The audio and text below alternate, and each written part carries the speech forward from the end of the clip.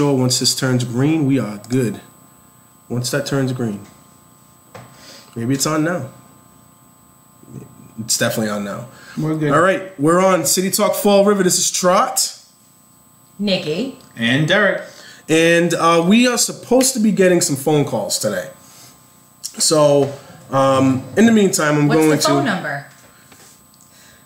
Well, it takes 3 people to say the phone number. Yes, everyone. So. Yeah, that's why we didn't do it last week. The only thing I know is Larry Bird, so that's it. That's all I know.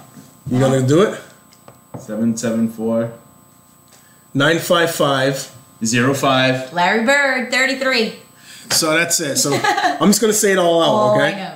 774-955-0533. But in the meantime, I'll text these guys and let them know that we're ready. The show is up and ready to go. We had to go a little late today, but so what?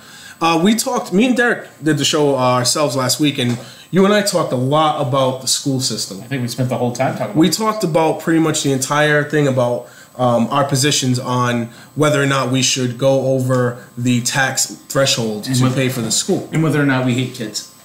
Well, you know, how it's framed that we hate kids if we don't I support hate this, and we're not thinking of the future of the kids, and, you know... I believe the children are Yeah, Lord, I knew this was coming. I saw this one a mile away. That's what was missing last week, Derek. I saw that a mile away. I'm like, kids, future, yep. Unless they want to go in front of Congress, then they don't. Can't be heard. So it's only an argument of convenience. Oh yes, yes. Children in high school can't possibly have great thoughts, and they can't come forward and say how they feel. They must be told. Until teacher salaries are in trouble, Yeah. and then all the And then kids they're are like, at the "Kids, citizens' come input. on." Yes. So I just want to say that because we're going to possibly have Chip Kamara, CJ Ferry, Carlos Caesar, and I believe there's another person as well, possibly calling in. I'm not sure if they're all calling in at once. Oh, I'm sorry, Steve Kamara. And I don't know if they're all going to call in at once or if one at a time or how they're going to do it. But I did reach out because I was asked if they could come on. I did reach out to Melissa Panchley and Kristen Garvin as well to see the other. So that way the both views are equally have an opportunity on our show to talk. So, go ahead. I got distracted, Nikki. What? No, not yet? Okay. So until they do call in or until we do get that, we'll just go accordingly to what we were going to do anyway. Nikki wasn't with us last week, so we wanted to get her position on some of this stuff that's going on. I have the letter in front of me that came out to everyone that had the ballot question, the summary, and then the pro and con. The pro by Melissa Panchley and the con by CJ Ferry. So, first of all, I think did you read the letters? I did. Okay, so what you think? This is what you're talking about. Yeah, the pros and the cons. Actually, the pros so Melissa Panchley wrote the pros, which I thought were written beautifully.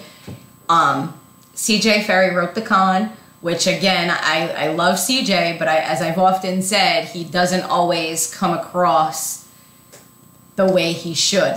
He's got great things to say, but I wish that his con would have had a little more comparisons to other municipalities the size of us who have built their own schools, put their costs in, things like that, and that was missing on his. However, going back to Melissa Panchley's pro, it actually made me realize why I should vote no.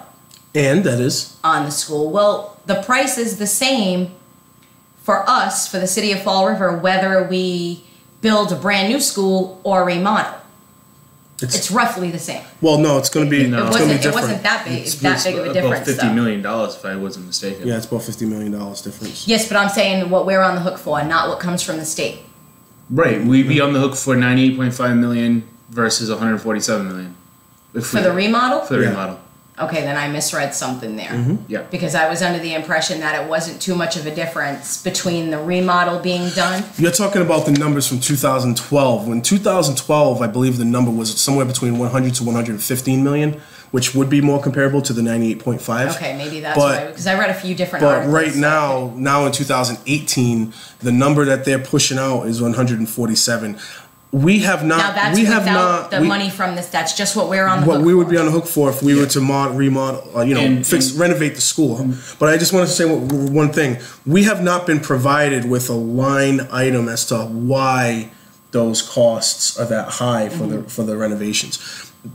And again, I'm sure they're out there, but we haven't been exposed to them on a mass level.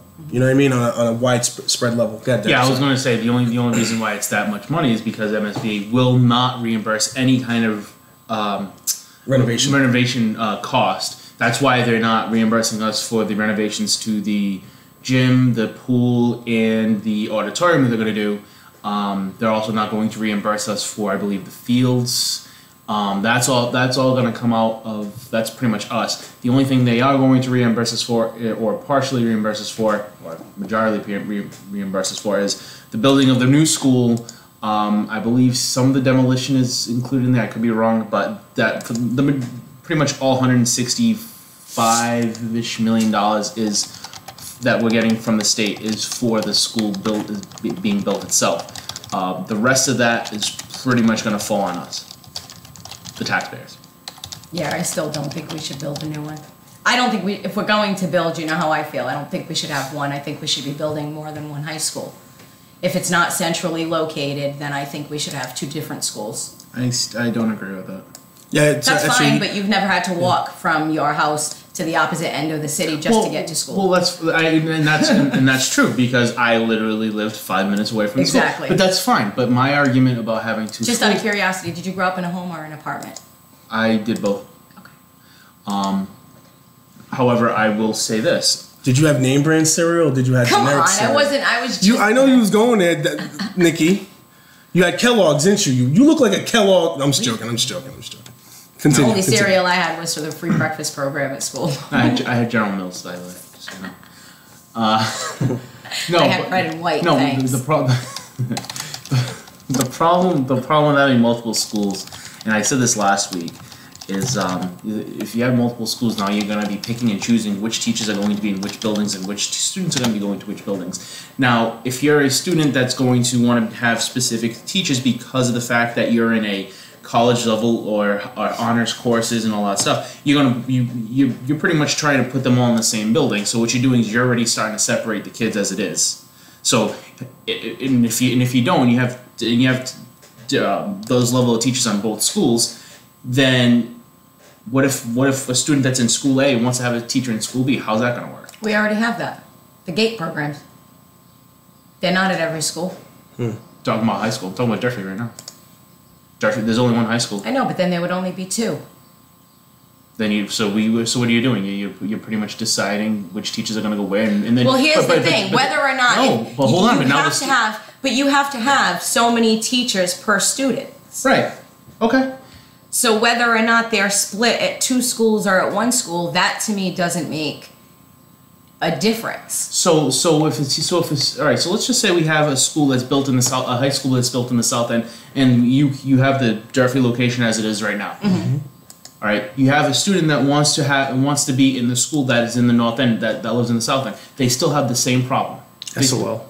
They still have the same problem. SOL. So you're going to put them in the school that's close to them, and they're not going to have the same. I'm having a hard time following why that's an issue. His premise is based off of the idea that one school may provide more opportunity than another. Well, then that's an issue that we have to address, because as it stands right now, we have middle schools that provide more opportunities than other middle schools. Such as there are cooking classes in some schools, mechanical drawing classes in some of the middle schools, and we can already tell you Henry Lloyd has none. Derek, I would say to you both guys, but Derek more so, that's not an argument to not build another school. That's an argument to make sure that they're both providing equal opportunity to the kids in their local areas. Or maybe that's an opportunity to say maybe one of the schools can be for our vocational kids. And I think a big issue we do have in the city is bus transportation. Everybody knows how I feel about that too. If we're spending millions and millions and millions on bus transportation, I don't understand why there are so many kids who don't have bus transportation. There's another reason why the transportation numbers are high, because the school also pays pays for kids that have to go to residential places, Right. stuff like that. Right. So Outside of Fall yeah, River outside as of Fall River. But I do want to continue with that narrative that even if it's a vocational school, Nikki, or whatever it is that they do with two separate schools, which they're not doing, by the way, we're just kind of hypothetically talking about this. But if they did do something like that, Derek, both schools would have a responsibility to make sure that a child that walks in that door has equal opportunity to succeed when they walk out of that door one day as a graduate. So that is really more on the school, whichever one it is, not necessarily an argument to not build it. I mean, because I look at it like from my experience, and I know how many kids didn't go to school because of the bus driving by them or them not having money to get on the bus to get to school and it being so far away. I was one of those kids. There were many, many days that I had to walk my way around to Durfee. So even, I don't know. I like the whole idea of smaller schools. I'm not into the big, gigantic, institutionalized buildings. I like the smaller ones. I think all kids should have access to school. I think they should be closer because here's the other thing. Every week I get phone calls from my daughter's school with the attendance. They're trying to push better attendance. Well, if your kid lives a good distance away from school and there's snow everywhere, even if it's 30 degrees, for me, I'm an adult and I walk. Do you know how many houses I pass where the sidewalks are not cleaned? So now we're talking kids who have to walk to school, have to walk in the street, so of course they're staying home. So when they talk about building again, we're just going to keep the school in the one place that it is, and we don't have enough discussion. That's all. There's just not enough of discussion. We get a couple of lines and that's it. I think from a child's standpoint, I liked the neighborhood school. I liked knowing all the kids in my neighborhood. Mm-hmm. I love my childhood in school, growing up. I don't like every aspect of my childhood growing up, but I definitely liked the part when mostly it was mostly your family, mm-hmm. right? It was mostly your family, Nikki, and a handful of other people. But it was to the point where my mom moved to Bank Street, and they had me go into a school right around the corner. It's closed now, right on Rock Street there. Mm-hmm. Lincoln? I think it was Lincoln, yeah. I was there for just a brief moment, and I was so maladjusted there that my mother was like, no, we're sending you back to where you know all your friends and mm-hmm. everything there. And I went back, and it was like going back to like my family. Yeah. Do you know what I mean? Neighborhood schools are good in some cases. Now, you could look at that example and say, well, maybe there's a reason. Maybe you were maladjusted, and maybe that's not a good thing, that when you went to a new neighborhood, you were maladjusted, you know? But I just knew that I missed my friends and around me. My school environment was more nurturing because I was just in a very familiar environment, and I was able to connect with teachers better mm-hmm. and things like that. And I'm not saying that you can't do that now. You can't. I'm not saying you can't. Really can't. I'm not saying you can't. I'm not saying it's impossible, but I just think it's an easier process in the neighborhood schools. For Nikki, we could have an anecdotal person call in right now and say, my child goes to these big schools. I like them. I mm-hmm. feel like they're safer in that environment, but the whole 9 yards. Right. And I'm not going to argue against it. I'll just say that what my experience is this, and mm-hmm. I'm glad that your child is having this experience, and that's fine. But now we're seeing the big money problems come. And that's where I think your local neighborhood schools, the system could be just run a little better if mm-hmm. we actually made it a more localized situation. But we're kind of talking about something that's way out in left field. What we got in front of us today. Well, it's not really, though, because when we're talking about this is the issue, is we're going to put millions and millions and millions of dollars into a school. Oh, yeah. So maybe the issue isn't here right now, but it's been here in the past, and it's more than likely possible it's going to show up again in the future. Mm. This school is supposed, not for nothing, the Durfee that stands now is what, 40 years old? 40 years old? So are we... 1978. Are we even done paying for Durfee? Yeah, I believe so. No, well... Not if you count the maintenance, no. But just specifically, exactly. are we done paying off all of the debt that we accrued from Durfee High School? I truly am not sure. So that would be my thing. If we're still paying that debt, mm-hmm. it's kind of comical. Yeah. Here they are already building. Like, we need to build. And I know we need it. I went to the damn school. I'm pretty sure it's paid off. I know that we need it. There's been fleas, there's mold, the rugs were bad, like the air is quality, bad. And I know this. I know this, but I don't want to build another Durfee. So I don't want to build another Henry Lord. let's be honest. We built Henry Lord, and look where it is. It's in the sticks. So I'm going to say that my position, Charlie over here. It's in the sticks, and it's What my position is, and then I've been very consistent. I've been on social media, Twitter, whatever, the two that I have, Facebook and Twitter, been talking just consistently about the threshold, because truly I don't have a problem with city building a new school if that's what it wants to do. We've already voted to have a new school. I mean, that vote was already done. And it's just that we didn't know what we were voting for. We didn't know the price that it was going to be, and we didn't know the method of payment that was coming.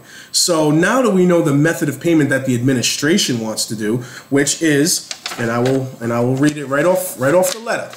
A yes vote allows a debt exclusion to help fund Fall River's share of the cost, $98.5 million, to build a $263.5 million school. 63.5% coming from an MSBA, and that would equal 37.5% coming from Fall River.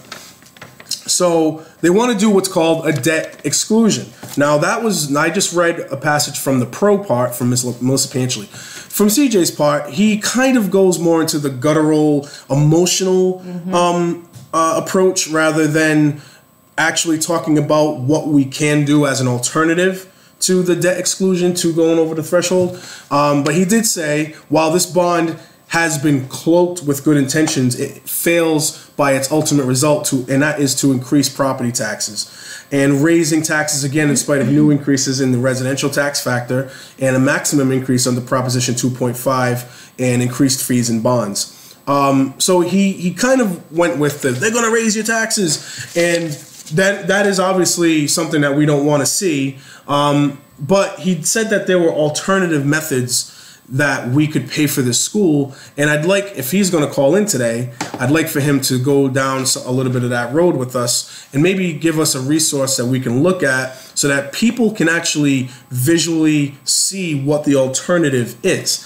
For me personally, this is about advocacy. My problem is that since 2012, when they started the process of developing the idea to get a new school here, there were people from Fall River somewhere involved in this conversation somewhere. Where was the advocacy for the taxpayer? When they came up with this $263.5 million figure that was eventually going to come down to, before, I remember it being 80-20, then it was 75-25, and now it's 63.5 to 37.5. Where was the advocacy for the taxpayer when this stuff was going on? Where were they? I know life gets in the way. I know that life gets in the way. Totally. But if the people who are in office today, who many of them were in office in 2012, many of the people are either administrators of the city now, and they were city councils at one point in time. Yep. Or something to that effect. They got their hands in the wall. There were a lot of people that knew what was going on, and they didn't advocate for the taxpayer. They said, okay, well, this is the price, then we're going to have to now spend all our time and money convincing people to vote yes for this. It's like that with everything. Every single thing. Every year, Yep. there is some catastrophic thing that we have to deal with. No, I didn't. Go ahead. Please go ahead. Every year. So Derek's got something too. So one of the interesting parts of the pro statement is a no vote means we forfeit this. That's a lie. Just read it off first. A no vote means we forfeit the state grant, and taxpayers will be responsible for an estimated $147 million to make repairs and renovations necessary to ensure the high school's accreditation. Well, that is actually a lie. And I'm okay with that if we have to. Yeah, but hold on. No, that is a lie. The fact that it says a no vote means we forfeit the state grant is a complete lie, because the vote that we're taking is to see if we would be willing to have a debt exclusion. If we're not willing to take a debt exclusion, we still have time to figure out how we can pay this within the tax levy. That statement right there is a mistruth. It's not even a truth. That's a complete straight up lie. Well, let's look at it. It says that we would forfeit the state grant. That's true, right? But no, it's not true. No. Because then we would try to figure out a way to put it in. Pay the $98.5 million. Right. Oh, okay. Now, all right, I got you. Now, here's the thing. In the debate that they had, if I'm not mistaken, I believe Mary Sahadi stated that if this is not passed, if a no vote prevails, they would look into seeing if they could pull it off. She said that they could, but it would be extremely tight. Isn't that what you're supposed to have? Why don't we do a $263.5 million year loan, and we pay $1 a year for 263.5 million years? Can we do that, Derek? No. Damn. All right. I I'd like to know what idea. my options are, Derek. We could have a bake sale. Bake sale. Nice. I like that. There's so many jokes that we can go with. All right, check this out, guys. Right, you guys know how the school department, like the uniform thing, that pisses me off too. We got to make these kids wear uniforms, whatever. But then every so often they have a donation day, like a dress down day. If you donate $1 to the Durfee basketball team, or to this person going to run in the Boston Marathon, or to this, how about, right, we have a school-wide dress down day to raise money for the building of a new Durfee. I think they actually had people at Walmart collecting money, trying Come to on, I think no? if I'm not, Bake sales I remember all around? I remember hearing something about people being. We could do it. Let's see. GoFundMe. Let's see how much we can raise. One of the big issues that we had going on, Nikki, was that the school superintendent apparently was on WSAR and made a statement that somewhere around, and I'm not exactly sure exactly what he said because I didn't listen to it. The word is that, and this was from Carlos Caesar, who may call in today, that Superintendent Malone said, if you can't afford to live here, move to Russia.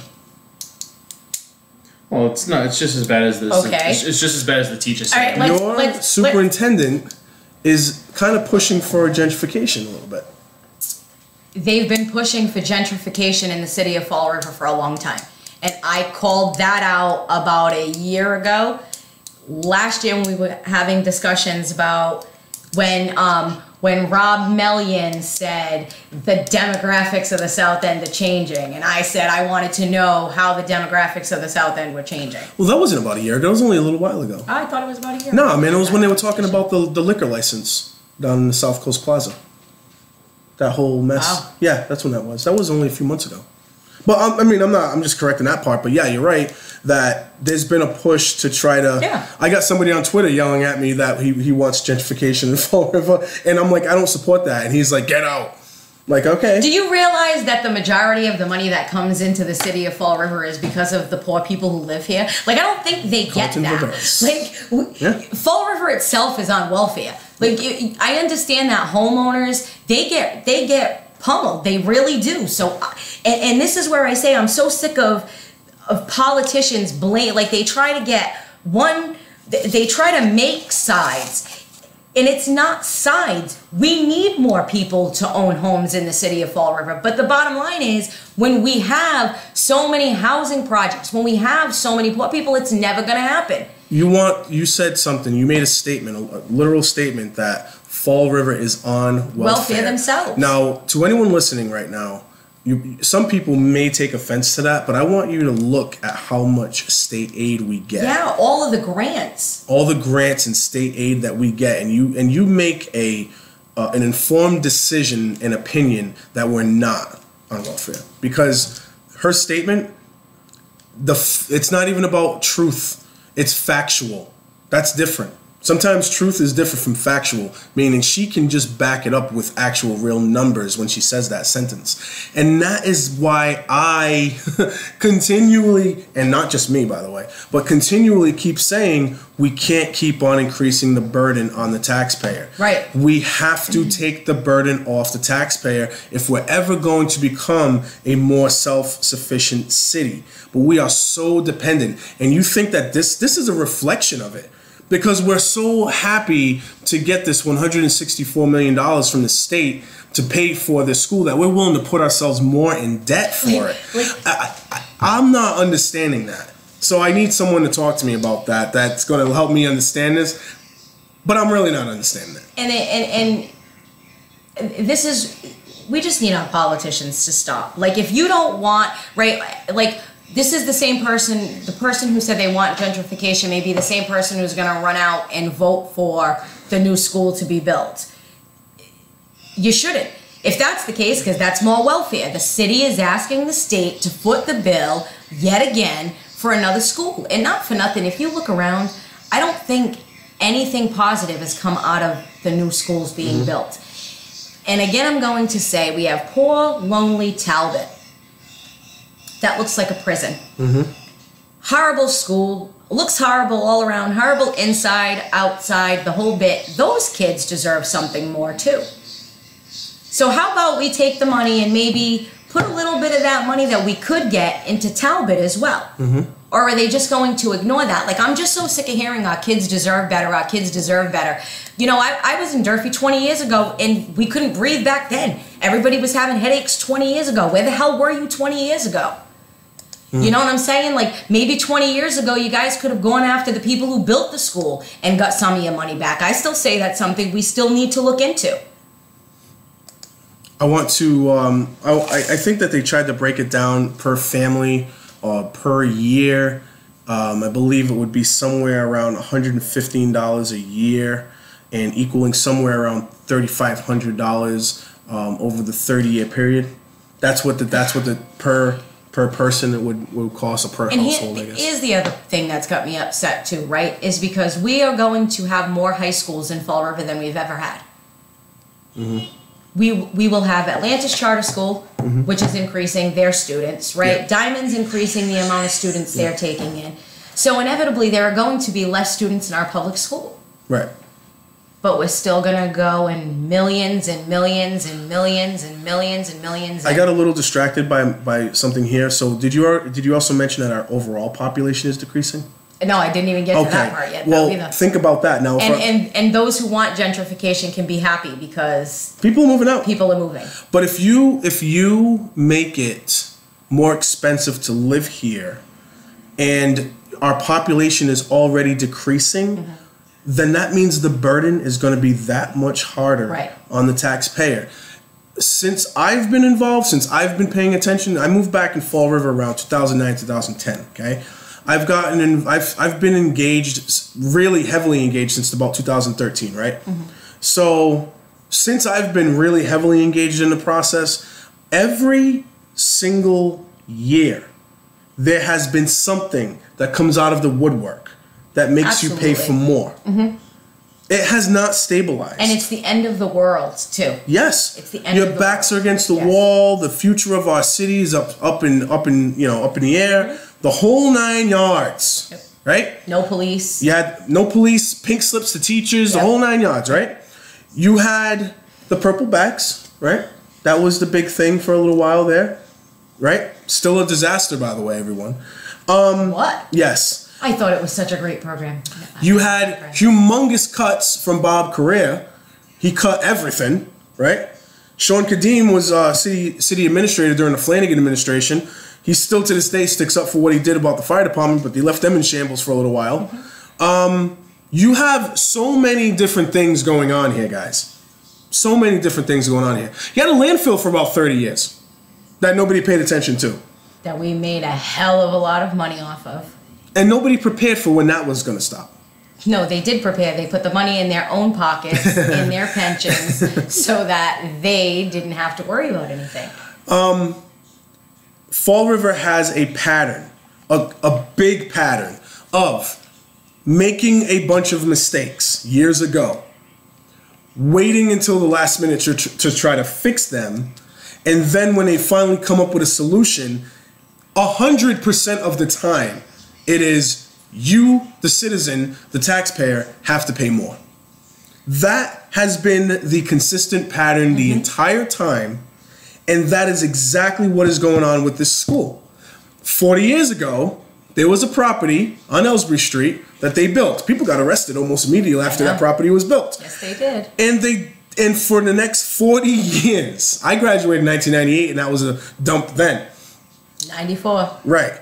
For 40 years, we allowed this abomination to continue until the state decided to say, "Hey, we'll give you, we'll give you 80%. Oh, we'll give you 75. Oh no, we'll give you 63.5%." And we decided, "Yeah, sure." But now the property's $263.5 million, and that's still going to put us in debt.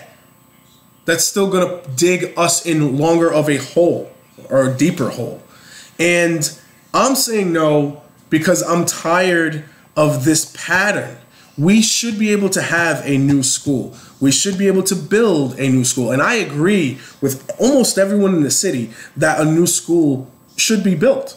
But I do not agree with a debt exclusion. I do not agree with going over the tax threshold. Not only do the kids deserve a better school, but the taxpayer deserves a better option. And I wish that CJ and whoever else is advocating for the city here is actually making that point.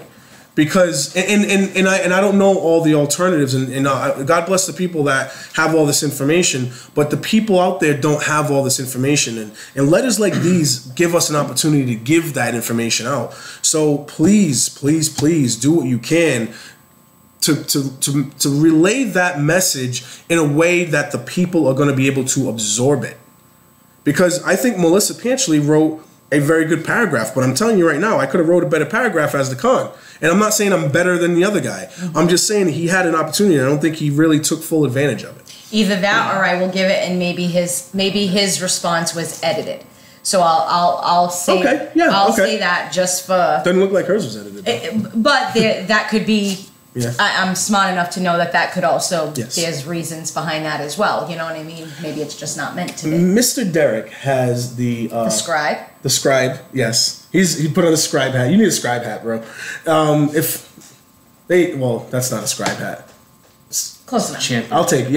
I'll take it right now. So you have the audio? So I have the audio from the WSAR interview that Carlos Caesar said that he said something about moving to Russia. It's not quite we should move to Russia. It's like if you don't just it's gonna take about a couple minutes to get through it though. But I love Malone, so I'm hoping to God this does not rub me the wrong way. So this is I'll just let you guys hear it for yourself, and you can figure it out. Okay. Curious, first of all, where's the $147 million for repairing the current building coming from? There was a report several years ago, I believe it was 2013 or 2014, from the Mount Vernon group who built other buildings. We originally went in with the MSBA to look at options. We looked at the reno option first, and they came up with a figure familiarized to the current 2018 that's $147 million to retrofit that old building, do the roof, do the repairs of the machines, the systems, and all of that stuff, technology. That's what the cost would be. And you're still not really doing. You're not doing anything. You're not fixing the problem. Maybe take the asbestos off the outside and paint it and fix the roof that you won't even see to stop the leaking. It's not going to have new windows. It's not going to have any of the stuff that we need. And it's still going to have 48 doors. It's bad math. It's voodoo economics. People that try to pass that stuff need to go back to witch doctor school because it doesn't make any sense. So now you're at, basically you can say, look, you either want to spend 98 million share on a new school or 147 million. Is that totally simplistic, or is that what That's really what it comes down to. But the reality is it'd probably be more than 147 because we would have to bond that out as a mortgage ourselves. So no state aid on that. It's a real nightmare because it'd be a project it wouldn't be all at once. The kids would be going to school while we do it. If I was a parent, I'd be worried about safety, all those toxins that would get released in the air. Bad stuff. Bad stuff. Right now, we're going to build a new building and move out of the old one, cover that thing up with a big tarp, and knock it down and get all that crap out of there. What about Wi-Fi? In Somerset, they built that school with enough Wi-Fi. Oh, yeah, we'll have 3 devices for every person. We'll probably have more than that. That's right. Does that mean that the district might look at Chromebooks as Somerset is good? Well, not only are we going to look at Chromebooks, but there's going to be something even beyond that.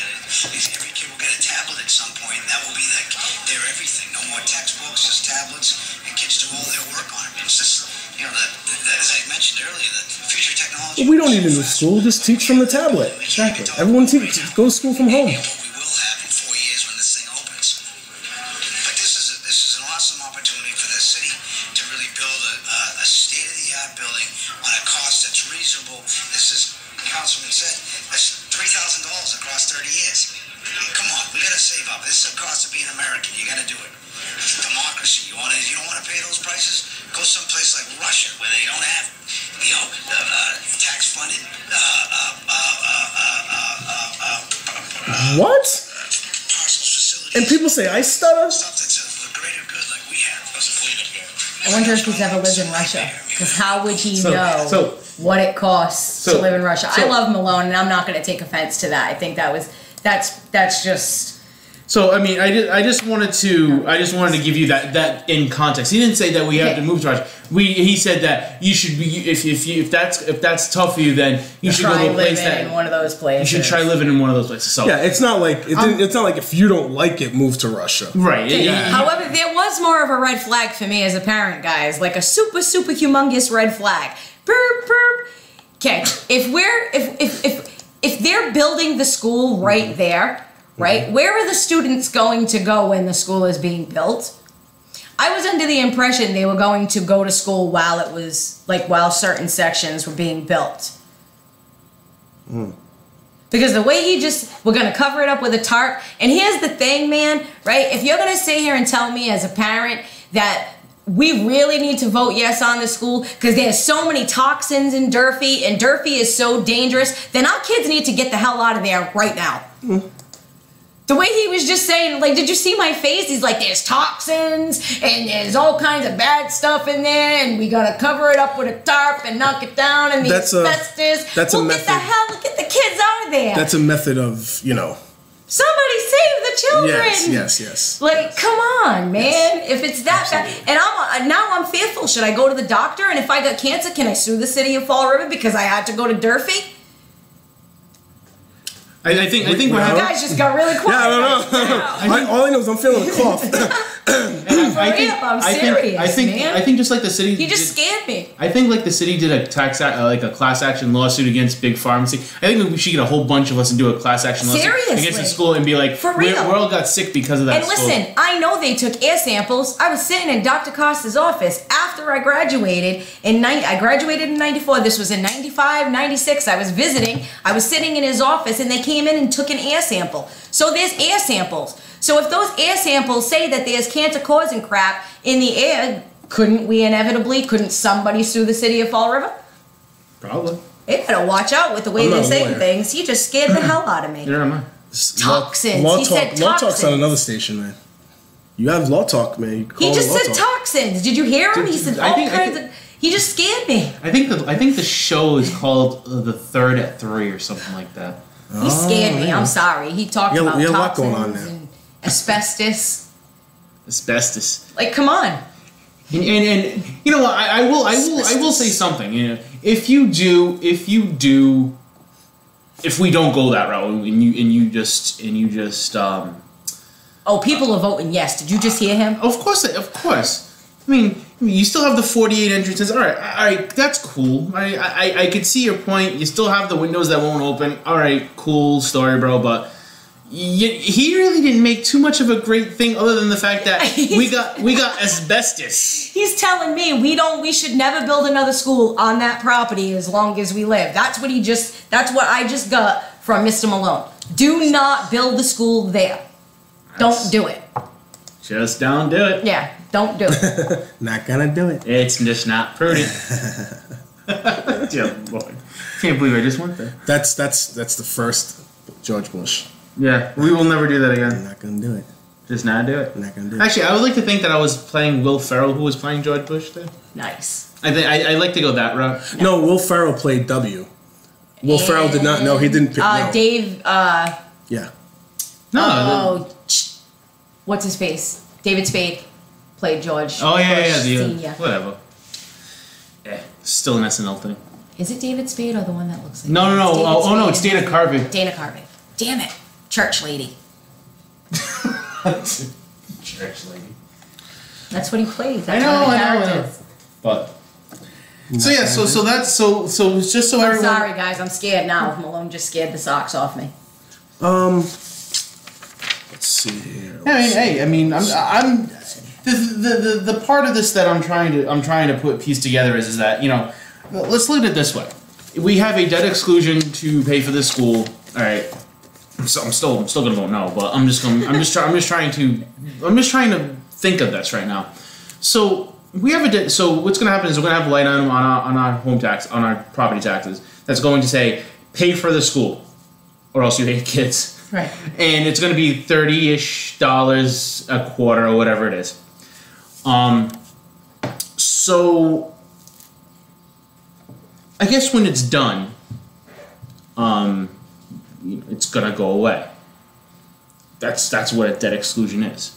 So when we did the CSO project, that was a debt exclusion too, no? Believe so. Okay, so are they trying? So if I try to use the logic of some people who say that it's never going to go away, that means we're going to keep paying the stormwater fee. Oh, you think they're ever gonna get rid of the stormwater fee? Well, hold on a second. now. Well, hold on a second. Voted for the wastewater plant. Well, hold on a second. That was a debt exclusion. So eventually, that's supposed to go away after maybe 100 years. Yeah. Wait, is that the dollar a year? So maybe I was gonna say, so maybe my $1 a year proposal wasn't so bad, huh, Derek? Was it? Fall River's gonna exist forever, isn't it? Isn't it, Derek? Isn't it? It is, right? Unless it becomes. Don't stutter now. Unless it becomes. Well, no one can stutter as bad as Malone Right, did. right. My dear Lord. Right? So it's fall. No. So You know what to this say. is how politicians argue. So I should is get that Fall clip River right there. is Fall River going to last forever? No. No. You guys aren't true believers. But no, listen. All right, It'll so be I got this dry article. again. It may outlive me though, but it probably won't outlive many other people after. So I have an article here. Fall River Industrial Park businesses warned of tax increases if Durfee override is approved. Businesses, I'm not going to go too far into this, but there was a business owner, president of the Fall River Industrial Park Association, Carl Hetzler. It will require vigilance by businesses to make Didn't sure. he run for office?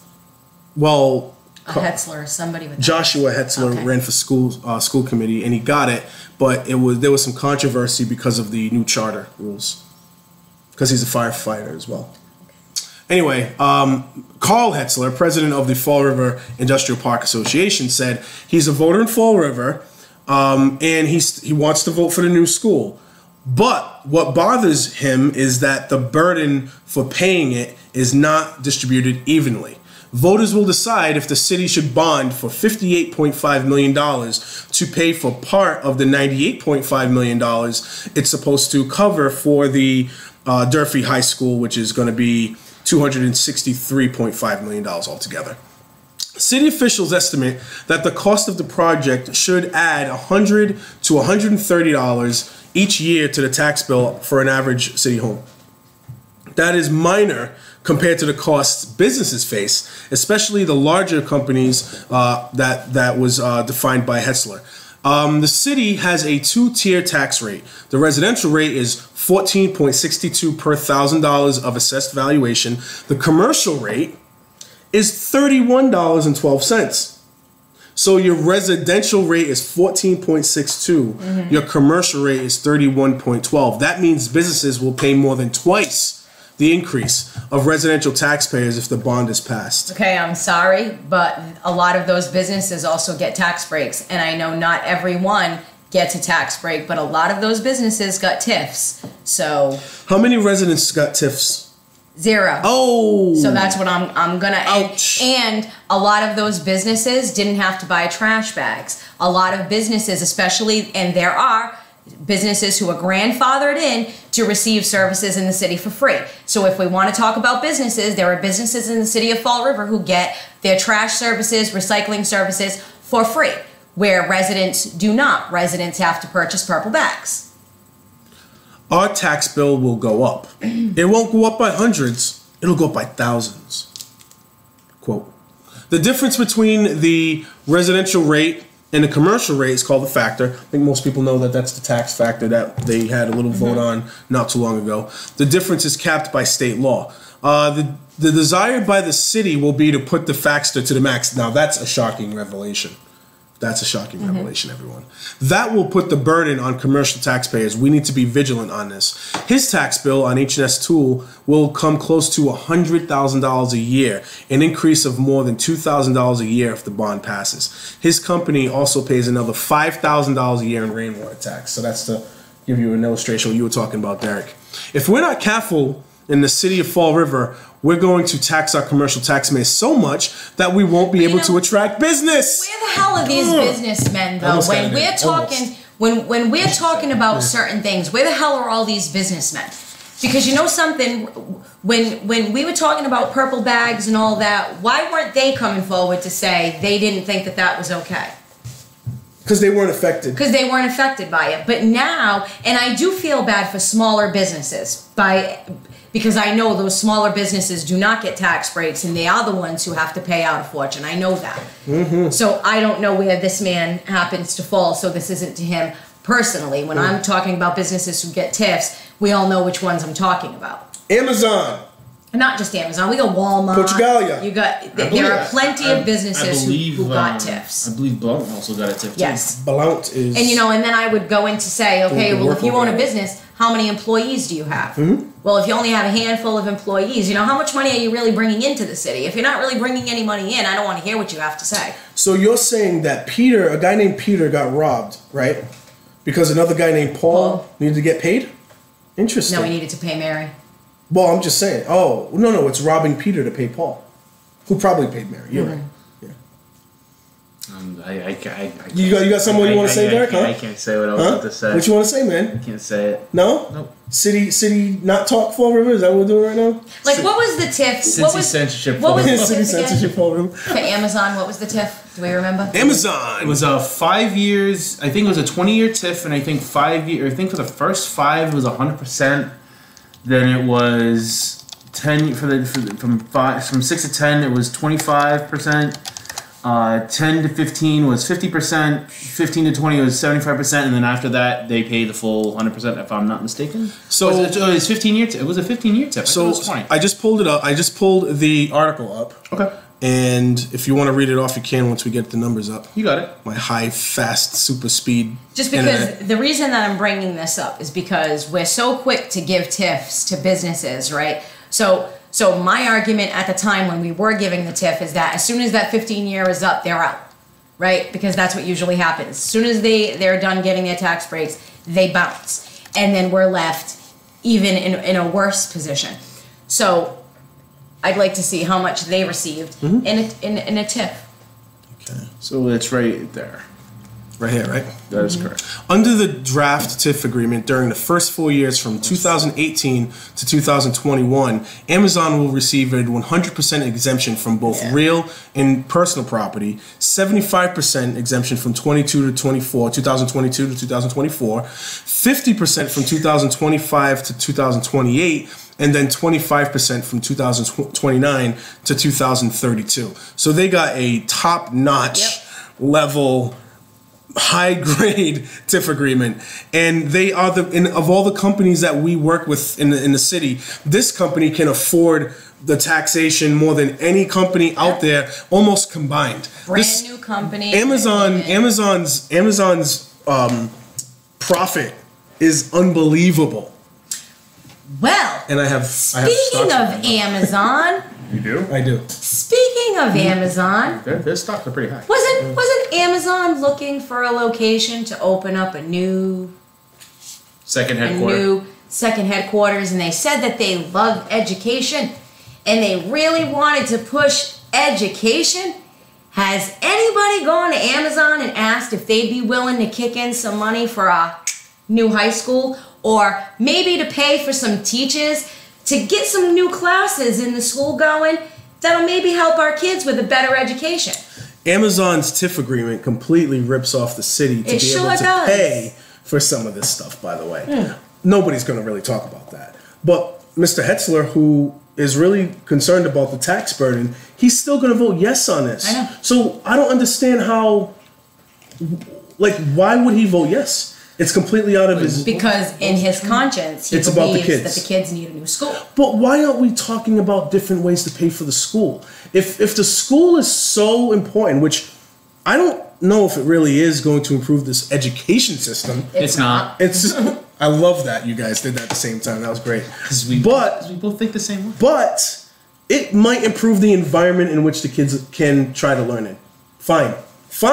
If it's worth $263.5 million or $98.5 million, fine. We don't have to go over the threshold to do it. We don't have to do that. No. Derek Morgado. So you brought up a great point. You asked if the environment would change the way or would help students learn better. Well, if that's the case, let's just have school during the summer. Let's put them on a beach. Let's see what happens. That's a great environment to be in. No, it's not going to. You sound like Zach Morris right now. Shut up. Okay. I'm going to tell you right now, if you brought the kids to the beach, they're not learning. Thank you. They might. No, they're not. Well, health, anatomy, maybe. But anyway, because I mentioned biology. Zach Morris, you know how I like to sidebar. Can I? Come on, No. give me my Zach Morris time. No. Dang. All right. You have to say time out, and then that goes. Yes. No. So, but see, there you go. But here's the deal. You're still gonna have the kids that are still not going to try, and unfortunately, as much as I don't want to say it, we have kids that are just not going to try. we have And adults the same way. that is true.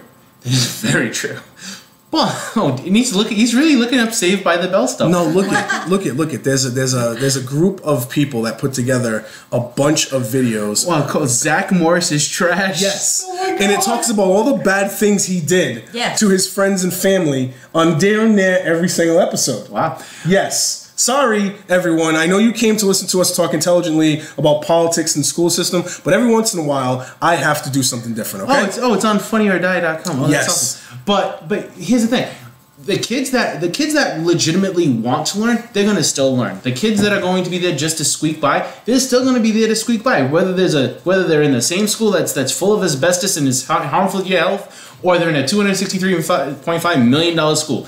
It is not going to change. And if anybody's going to try to tell me otherwise, good luck. Because there's no way. I mean, it's just like saying I'll give you 10 grand if you get an A on this school. Of course they're going to try, because you're going to pay them off, so they're going to get a reward. So when kids are going there just for the simple fact of getting a diploma, which should be reward enough, just to have a damn education, then they're not doing it. A new school ain't going to do it either.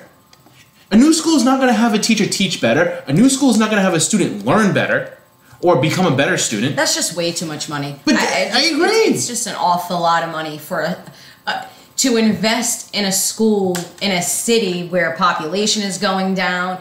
Other schools are popping up. I mean, just me personally, my kid won't be going to Durfee. Durfee's not even an option. The other schools in the city are an option. Durfee isn't an option. So I mean, and definitely not after today. After hearing Mo hold on. talk about it being toxic. Diamond is an option. Diamond, Bristol Aggie. So all right. So hold on a second.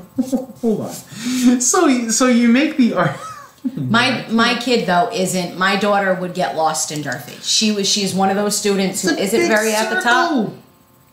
I don't mean get physically lost. Oh, well, you didn't say that. I mean get lost. See, even you knew what I meant. That was horrible that he did not. Even you knew what I meant? What's that mean? What's that supposed to mean? You were paying attention to the screen, and even All you understood what I meant. All right, fine. Which just means Try me. Which just means try just distracted it a all day. lot of the time when we're Yes, that's all. I was surprised that he even caught what you and I were talking about. Whatever. I was kidding, by the way. Yes. I kind of caught what you did. Ever. But look, but here's my. Durfee's just not an option. Sorry. Yeah, but look at where all the other schools are. You're still looking at near Durfee for Diamond. You're still looking at. You said Near Durfee for Diamond. Well, you're pretty. You're about a mile away from Yeah, I don't Durfee, care about the Virginia. location. You just For my kid. Hold on a second. Derek, there's But- a difference between my kid and other students. Yeah, but hold on. You made the argument of having multiple schools to have them closer to kids, and now you're just saying that the distance doesn't make a difference. There is no high school near my house, Derek. But that's my point. But that's the thing. You're driving me nuts because I have no idea what the hell you're talking about right now. Because you said if there was a way to have this happen, and Durfee was not an option. Let's just say for both. Let's just say, for example, she still doesn't want to go to the school that's near her. She wants to go to. She has no choice. It's not her decision. Oh wow. It's her mother's decision. Boom. Okay. Fair enough. And as far as that goes, my choice for her high school has absolutely nothing to do with transportation. Which, by the way, Diamond provides bus transportation and picks up right down the street from my house. Durfee does not. Public bus transportation. But I digress. Diamond right now has a better program for what my child wants to go into. if she did not have a vocational desire, then more than likely she would be going to Durfee. However, she has a vocational desire, so she will not be going to Durfee. What vocation? Culinary.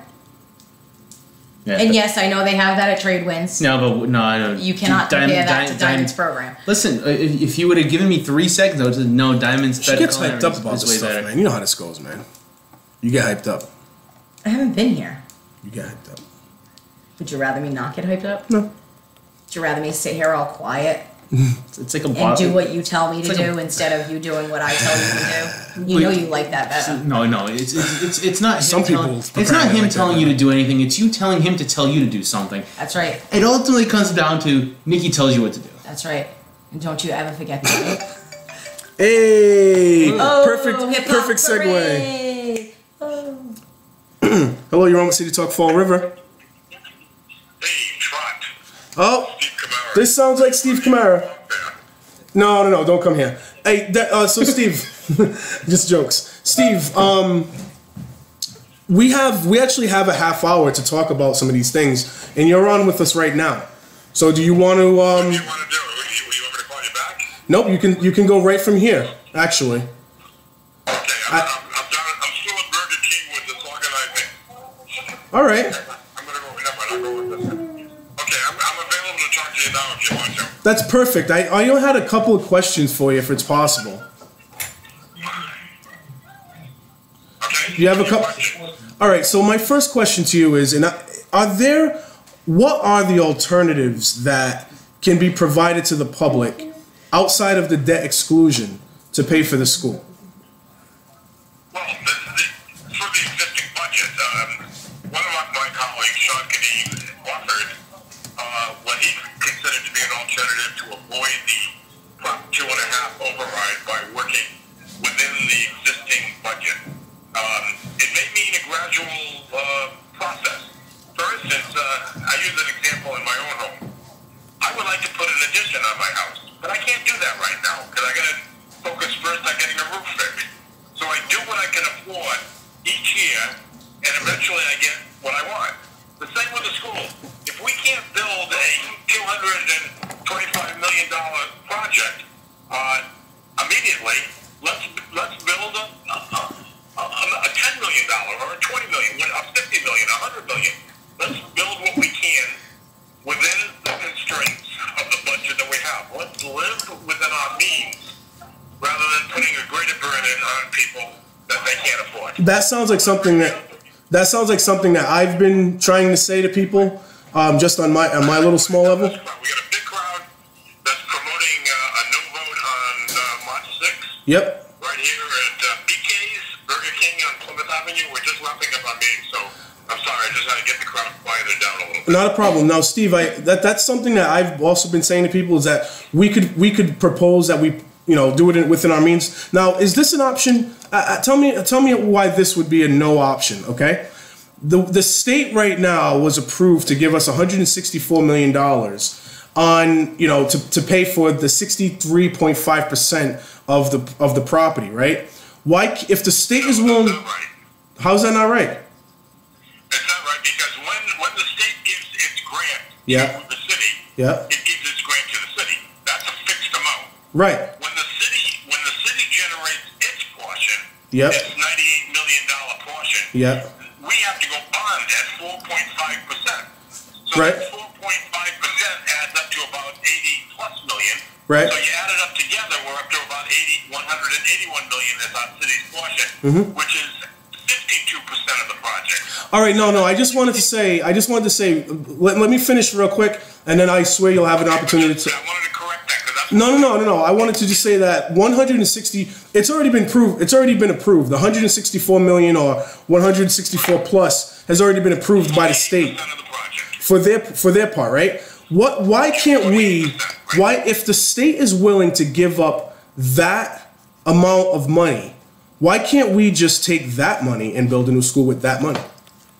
Because they don't give it as an outright grant. They only give it as in essence, a portion of the total project. That's the way it gives out money. But isn't that crazy that they can actually afford to do that under that stipulation only?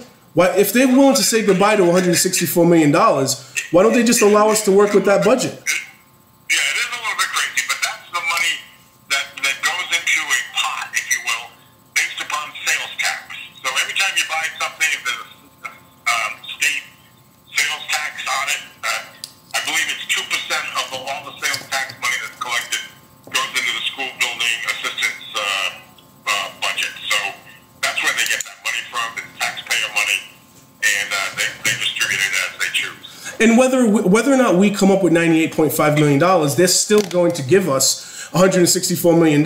So I just understand why we can't just... They're only going to give it to us if we agree to fund the 98.5. Yeah. 52% of the project. That's unfortunate. You know, that's unfortunate because I'd rather them just work with a budget that we can actually work within rather than have to go outside our threshold to do it. That's what we have to do. I mean, we just have to do that. We've been going to neighborhood associations, and we've been hearing people who are talking about how can they pay for the increasing prices on pharmaceutical goods, or their increased prices for food and gas, because all of that's increasing as well. And by the way, when this tax is added, the biggest hit is going to be on businesses. Now, businesses, if they have an extra added tax expense, they're going to charge more for whatever product they're selling. So your bread's going to cost more, your milk's going to cost more, everything else is going to cost more. So everything builds upon everything else, and we can't afford it. That's the bottom line. The fall of the taxpayers, the fall of our rent payers, because the rent payers are going to be hit significantly. And the only way that we can deal with this is on a more gradual basis, or the other way is that we get a commitment from the state and the federal government in particular. And the federal government is talking about an infrastructure bill, and they're talking about roads and bridges. They need to come up with a plan so that we have better schools, safer schools. After what happened in Florida, I think there's a real sense on the federal government side that the federal government needs to be more involved in the educational process, not less involved, so that we have safer schools and better schools. And that's where we want to go. A safer and a better opportunity. And let's do it on a more gradual basis. All right. This is like rushing into something without full vetting and full consideration. Now, Steve... Yeah, Steve, we did mention that there was an article out there that mentioned that the commercial rate is $31.12 and compared to the residential rate being somewhere around just under $13 per thousand or so. So we actually got some numbers here too based on that some companies are going to be paying thousands of dollars, not just hundreds of dollars in taxation. But also, I had another question. It was someone from one of our other co-hosts. She wanted to know, is the company that's building the new Durfee the same company that built our other schools? No. There is no company that yet has been determined to be the successful bidder. This process is only reaching the point now where is the city of Fall River willing to spend the money to circumvent 2.5 in order to build this? If there's a yes vote on that, then it would go out to bid. Then construction companies would come forward and bid on the project. See, I thought Mr. Moore. And then a company would be determined. Frankly, I don't even think the company that built the high school that's there now is in existence any longer. So here's my question to you. So right now, well, it's this. So knowing this right here, this is kind of where I'm having a problem right now. It's been assessed that this school will cost $263.5 million. And It's more like 380 million. well, all right. Let's just use the 263 number because even with that, the point will still be made. And trust me, I'm voting no for this as well. So you don't have to win me over with anything. I'm voting no because. I understand you are, and I'm happy to be your ally. Okay. But here's my point. $263 million for this school, and there has been no company that has gone out and actually said this is what it's going to cost. So could it be possible, or is there some way somehow that a couple of construction companies are going to look at this and they're going to say, well, wait a minute, it may cost us less than the 263. Is that within the realm of possibilities? It is. That could be a bid that could be better than what's being proposed. And let me also say too about this project, because I know it's not something that everybody's embracing, but we're putting a bell tower on top of this 3-story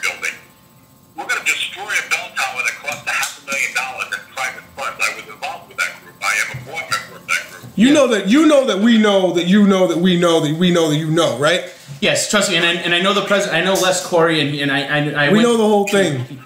He was my. Here's the bottom line. That bell tower that's going to have bells above the building will do nothing to improve the educational system. Nope.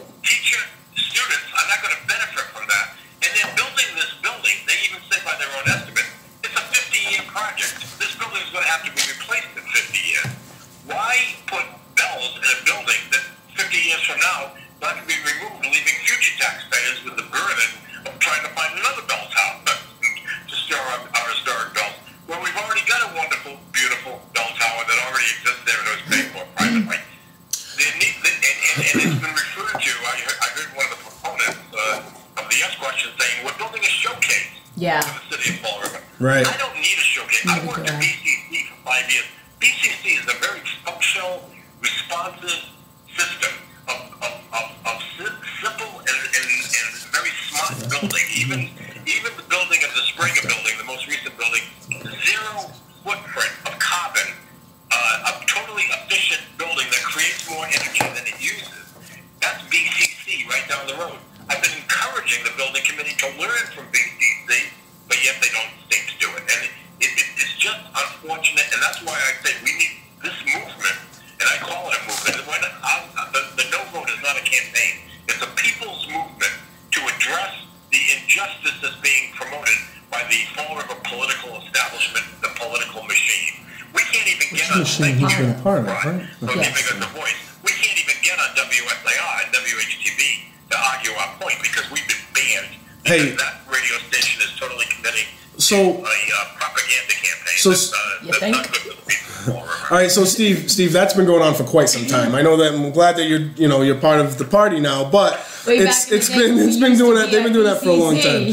But I wanted to say something real quick. Well, first, I did have another question. Well, it's not my question, but it is a question nonetheless. You said that you were part of the current set of bells, correct? I'm part of the Drippy Bells Preservation Society. Okay. You made a statement that they want to put on the new building a new set of bells that doesn't provide any educational benefit to the kids, correct?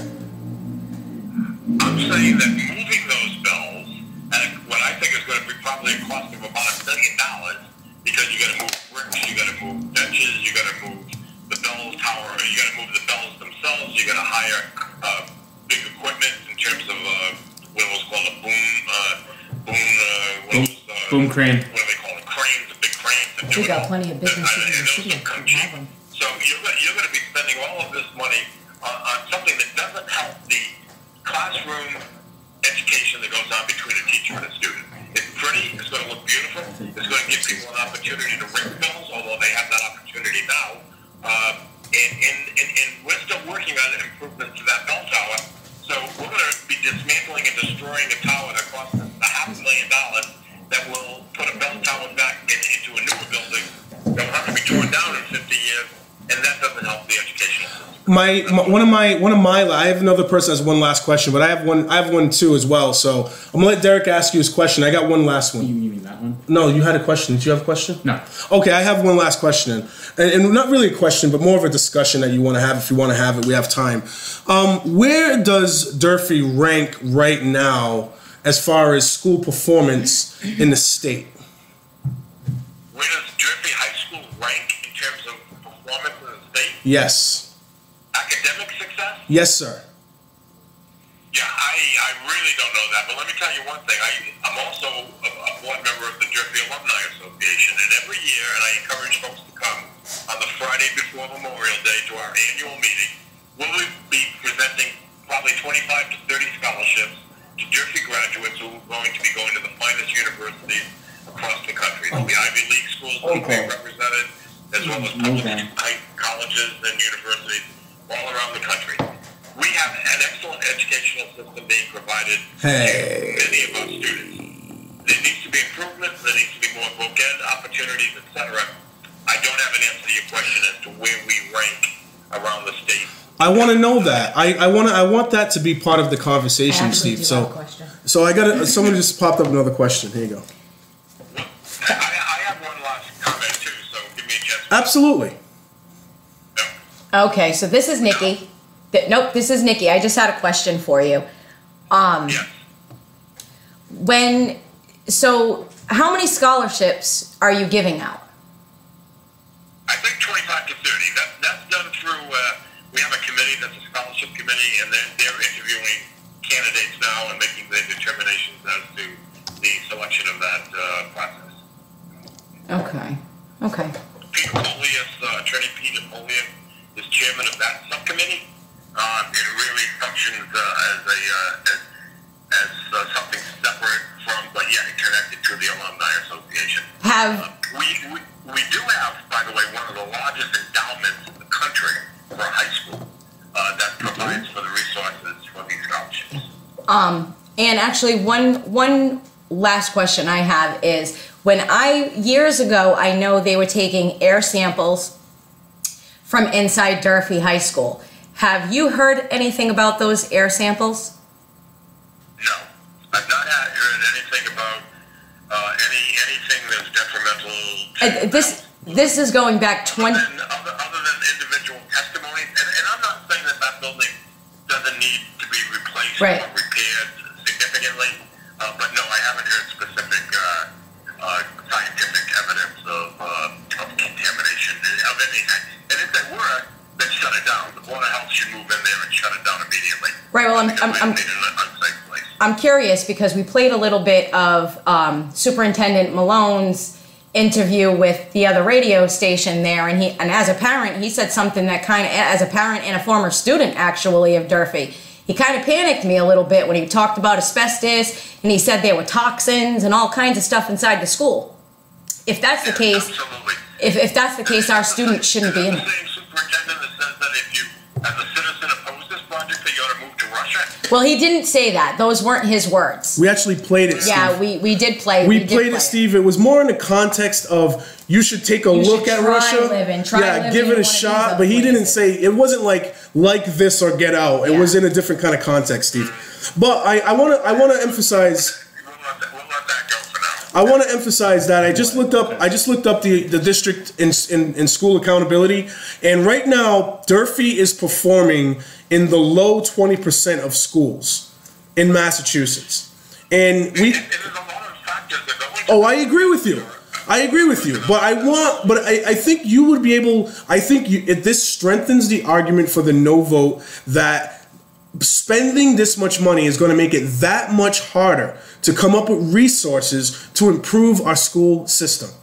Can we just Yes? actually mention that? Absolutely true. Right. And there's so much fluff. I mentioned just the bell tower, but the atriums.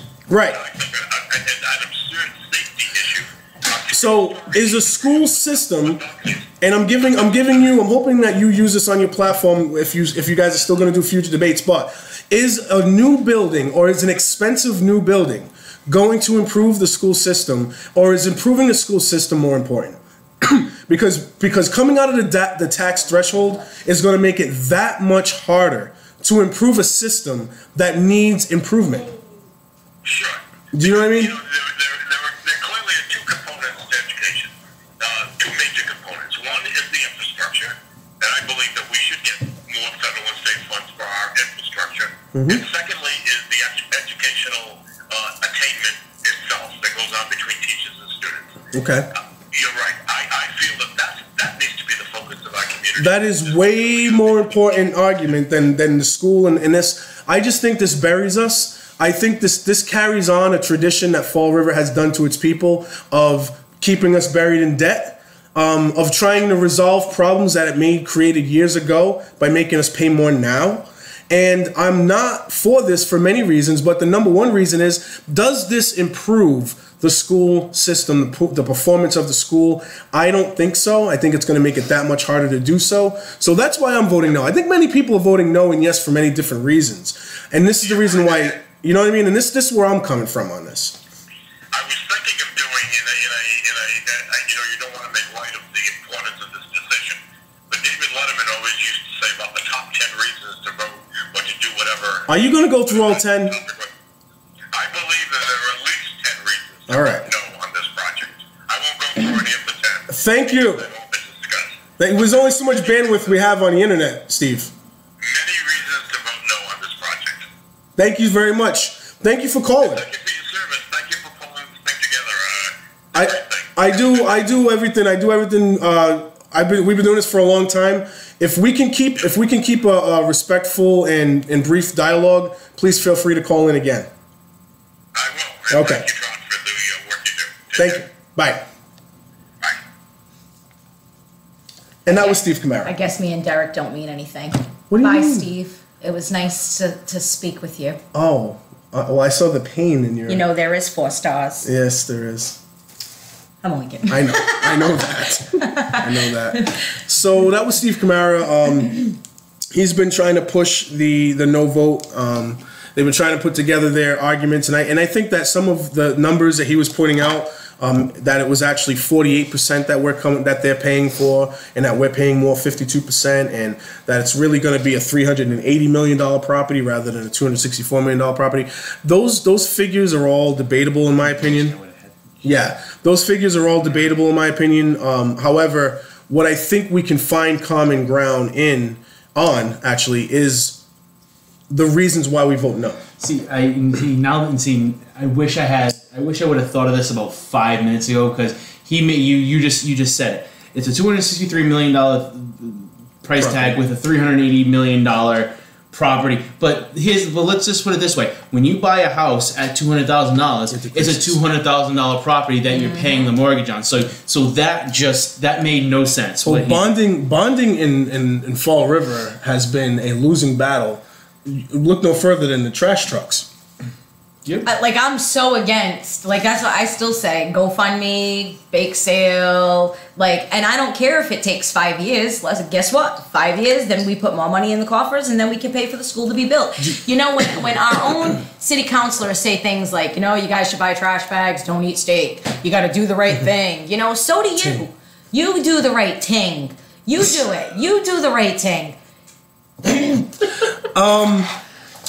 That was Steve Camara. He didn't know. I'm surprised that he wasn't aware of the overall performance of Durfee, because especially considering they give out scholarships. And he's on the alumni committee too. That was interesting. But we do have the figure. We're going to post this. Join that committee I'm going to post this figure on City Talk Fall River page just to let people know. This is from 2016. It's the latest. 2015, 2016. No, it's 16, 17. During Steve's call. Mm-hmm.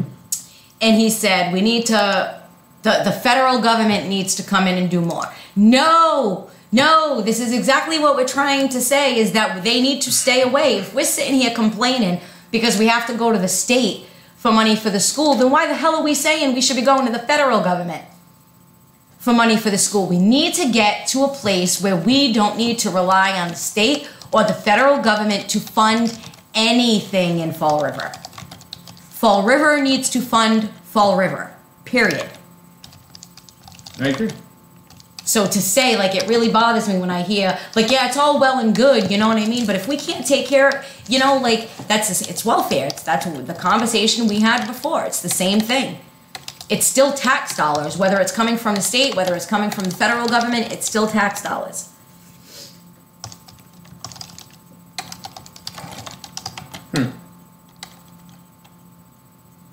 It got quiet real quick. Dead air. What happened? I was all done. What happened? You guys are on your phone and on the computer. I'm typing the information to the webpage, man. Come on now. Why are you on your phone? What are you doing? Research. Oh, okay, cool. School performance is far more important than the building in which education takes place. Overpaying for this building, going over the tax threshold, that is not going to help us improve the school system. That's basically what I'm saying. Wow. Well, it got quiet. Mm-hmm. Improve the school system. We need to find how all the properties that the city owns. I think there's other things that we could do. Mm-hmm. You know what? I'm kind of a little ticked off about with when Steve Camara hung up. He didn't yield the floor. Does he ever? Yes, he does. But then he takes it back real quick. No. I mean, all right. So I haven't watched a meeting in a while. So. Yeah, you should. There's been some doozies. Yeah, I'm just kidding. So yeah, I mean, it doesn't. I don't really think there's going to be anything to make me say yes, simply because, I I would still like to hear the fact that, you know, we still had Sean Kadim who said that this is possible to do this through the tax levy. Then you also had Mary Sahadi during that debate say that it could be done, but it would be very tight. I will not vote for anything that's above the 2.5. I will not. There's a reason that 2.5 is there. There's a reason that we're supposed to get the votes from everybody in order to go over that, and I won't ever do that. They don't spend the money properly. For years we've been sitting here finding money of our own. We've been going through the budget and finding money. I don't trust them. I don't trust that they'll be able to do it properly. I don't trust that they'll get a good company to come in. And did I hear him say, because I stepped away for a minute, did I hear Steve Camara say that the building will only last 50 years? Who knows? Who knows that? We do. Durfee's only 40 years old. Well, this is supposed to be state of the art, Nikki. Well, guess what? Durfee was so if it's how much state of the art can it be if it's only going to last 10 more years than the school we're complaining about now? Yeah, but then a year later after it's built, it's no longer state of the art. How is it only 50 years when we have schools that are over 100 years old that made it perfectly fine in this city? I don't get it. Well, wait, just take a look at the very first Durfee that was built in 1880 in the 1880s. That thing's still standing pretty good. Rocking and rolling, baby. Well, this design is supposed to emulate the old Durfee design. Remember? It looks like a prison almost. You saw that. Do you remember the drawing? Yes, the outside. Yes. It's supposed to emulate the old. It's supposed to bring back that old school design. So maybe that's the situation. Yeah, but we don't need that right now. We can't afford that old school design. You know something? We have Olmsted parks that don't mean anything in the grand scheme of things. We don't need a beautiful building that costs that much money if we can get something done cheaper, especially if it's only going to last 50 years. You know what I'm saying? If there are people who won't, if you went to buy a home, right, your own home, for $300,000, and they told you that home was only going to last for 50 years, and that after 50 years, even if you left the home to your children, they would have to then pay another $300,000 to fix that home. Would you buy it? No. Odds are nobody would buy that home. Nope. So now, again, tell me I need to put some maintenance into it, and then we'll be all right. But so again, I want to emphasize that among the lowest performing 20% of schools and subgroups, that shows that Durfee right now in 2016 was level 3. Again, a lot of these numbers may improve, not sure. But I know one thing. I know for a fact that putting us further in debt is going to make it that much harder to provide resources to improve our school system. We already begged the state for everything. We're going to be begging the state for this. We're going to be begging the state for that. Nikki was right when she said the city is on welfare. It's a true statement. It's unfortunate, but it's a very true statement. We beg for money instead of doing what we need to do on our end to make our government as efficient as possible. We don't do that. I'm going to throw it out there again. You guys can find the figures if you want. Nikki, I hope you do, because this is your wheelhouse, finding out the facts and finding out the figures. bless you. Please, can we talk next week about the pension situation, statewide and citywide? So the latest figures that I got was $334 million. That was a while back. That was a couple years ago. It might be higher, it might be lower. I was hoping that Chip Camara was going to call in so we can get those figures, because he is the board head of the retirement board. So I would love to be able to talk to him about this. However, not available. He could call into the show anytime he wants. But I would love to have a conversation about this, because is Fall River running as efficiently as it possibly can? No. Not even close, right? And the thing is, it's not. These issues go way back. Like not just to Flanagan, not to Correa. It goes even beyond Driscoll and way back. It goes even beyond that. Yeah. When Fall River was making money and they didn't do what they should have done properly back then, and they put money into pensions and they put money into this, and we're still paying for that. We shouldn't. Actually, there was just a recent article. You could probably pull it up, about a sanitation worker in New York who is making over $200,000 a year on his pension. Over 200, a sanitation employee, over $200,000 in his pension. And that's just one of the things that I think, and I've been saying this for years, they've poured money into their own wallet. $285,000. Yeah, like ridiculous. Woo! And then when you look at how don't much steal he my was thunder, only don't making steal a my year, words. when he was working, Which you stole from Ric Flair. listen, when he was originally working, he was only making like $70,000. He doesn't look like he's making that money. He looks like he's very upset about Yeah. it. I should have been making $300K. That's what he looks like right now. So this is just a perfect example of what I said. I believe has been going on. In He Fall answered River the for a he long answered the time. door like, "Are you here to take my money? He was Because you're pissed. gonna have to rip it Well, out of that's my what he cold said. dead He said, hands." I worked for the city for 30 years or whatever it was, and I deserve this pension. But the point is, you don't deserve a $280,000 a year pension. You know where I'm posting this, right? Yes, that's ridiculous. Hold on a second. He's pulling in an astonishing $285,047 a year pension, more than twice what he was making on the job, according to newly released data. Because of what they were given in their pensions, and I believe that's our problem in Fall River. I totally believe that's our issue. When you look at how much money is going out, and when you see that it's a sanitation worker who was only making X amount of dollars and now he's making 2.5 times more. How many times have I said it's not the lone man on the totem pole in the city of Fall River who are making the money? It's the guys that have been there for a long time who seem to shift from department to department in things like that. You've got to be careful. That's insane. If I really read correctly, I think what he said. I think the article was further to say that, I believe he was only making like 70,000. Oh, no. 128,189 when he retired in 2015. Wow. He was a director of labor relations too. Yeah. But because of the 86-year-old Bronxman started working for the department before July 1973, Look, there you go, he was enrolled. Oh, you're right. Enrolled in the city's most lavish pension plan, known as Tier 1, and was able to continue growing his retirement pot throughout a lengthy career.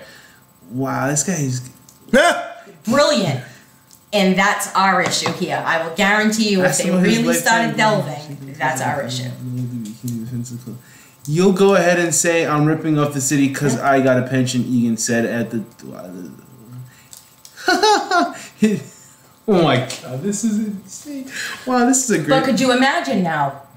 He's just one employee. Imagine if there's 10 employees that are raking in $300,000 a year in a pension. That's $3 million right there. Right off the bat. So when people say, why are our pensions so expensive? Why don't we have any money? You need to look into what raises these people are saying yes to now, what percentages they're saying yes to now. Dude, that picture is awesome. I think that might be my new profile picture. You here to take my money out of my cold dead hands?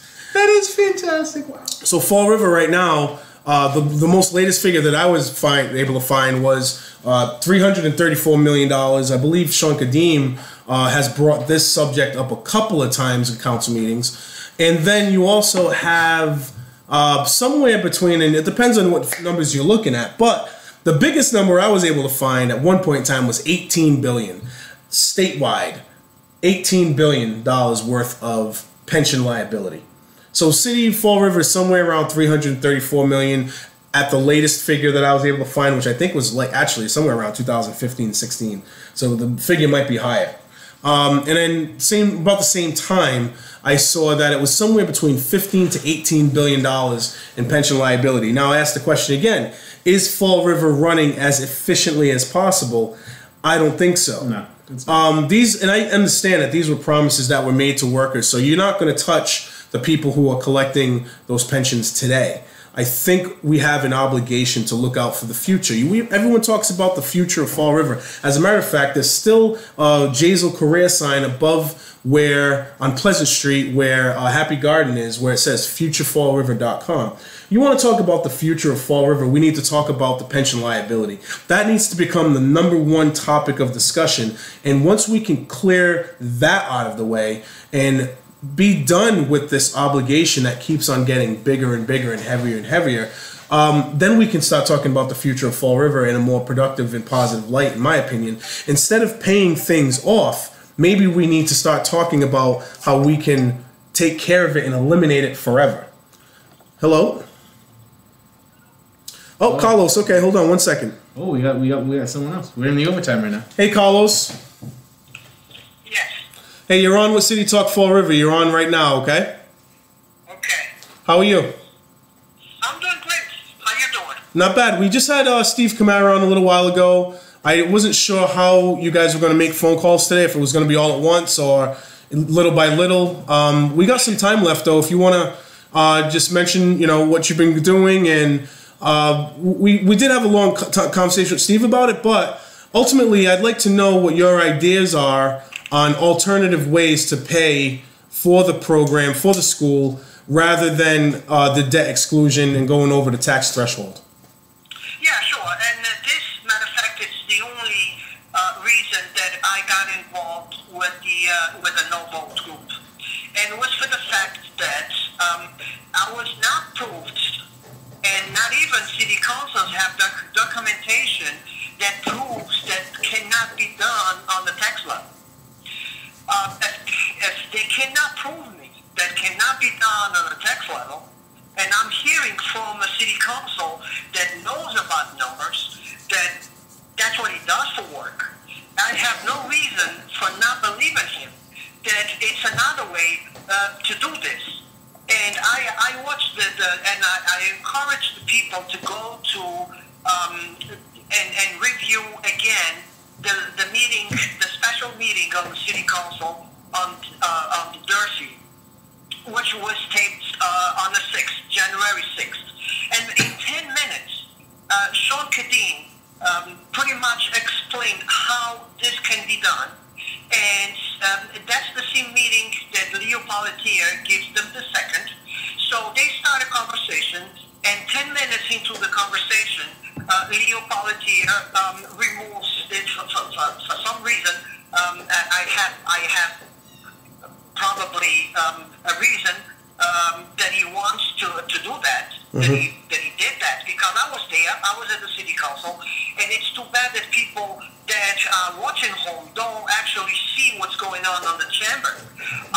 There was a movement on the chamber, directing to Leo Pelletier, and that was the reason that he just took his second off. So right there, he killed the opportunity, the conversation that the Sean Kadeen was having, and the questions to be answered that he was asking the financial team was killed, and that's it. So until they have that conversation back on the table, and they can prove me that this cannot be done on the tax level, I'm going to vote no, because this is going to affect a lot of people.